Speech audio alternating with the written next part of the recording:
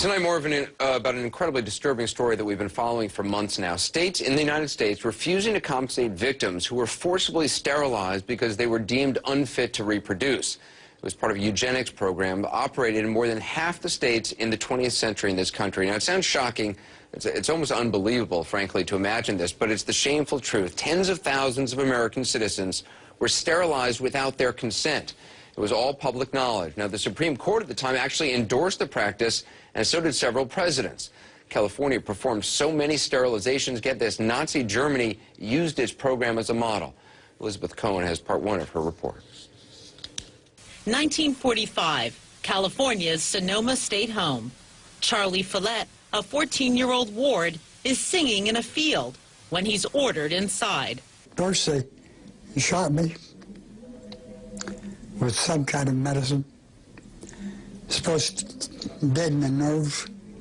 Then the next thing I heard was snip, snip, and that was it. Did they tell you what they were doing to you? No. They didn't have to tell him. He knew. A sterilization by force. How did you know what it was? Well, because, see, there's been others in there that had it before me. The other boys at the home had warned him how much it would hurt. Well, when they done this side here, it seemed like they were pulling the whole insides out. The 1930s through the 1950s were the heyday of the eugenics movement in the United States. The goal? To rid the country of the feeble-minded, defectives. And it wasn't some fringe or secretive program. It was well known and paid for by the states where it was practiced. Entire families labeled shiftless, degenerates. 60,000 men and women, boys and girls, sterilized. Some living at home, others like Follett in state institutions. His parents were alcoholics and couldn't care for him and his sister. 32 states had eugenics programs, but California was in a league of its own.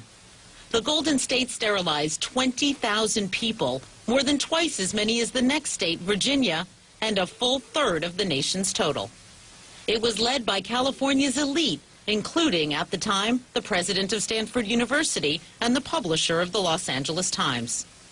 The efficiency of California's program didn't go unnoticed.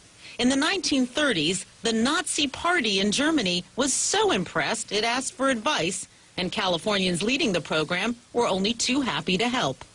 So eugenicists in California sent this book to the Nazis. Yes, they did.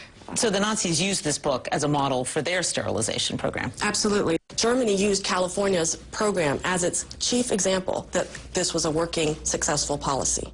California, the leader in forced sterilizations, but decades later, not a leader in making amends to victims.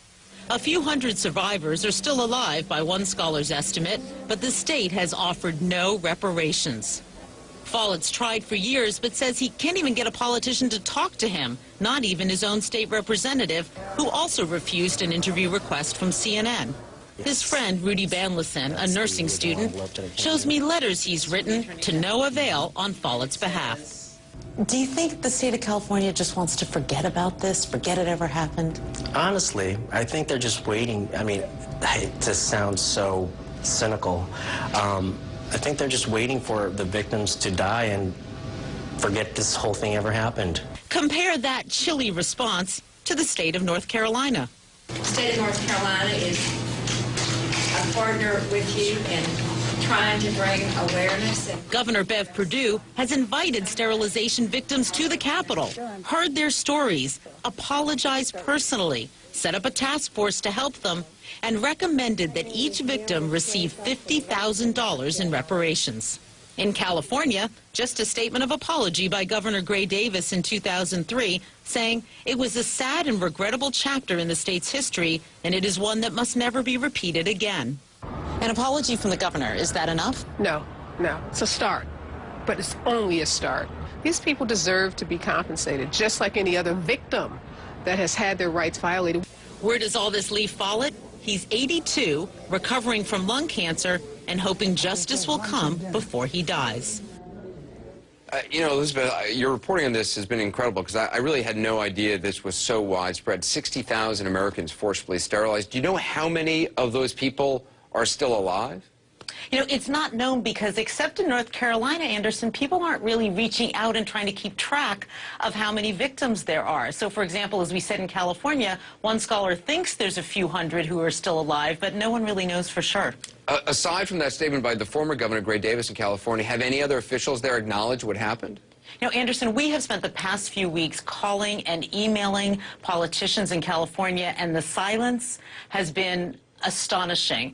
And I actually went out there and I flew out to Sacramento to try to get these politicians to talk to me, and the results were really quite interesting, and I'm putting that report together now for tomorrow night. Okay, we'll have that tomorrow night on the program. Elizabeth, thanks. It's just important, I think, to keep talking about this.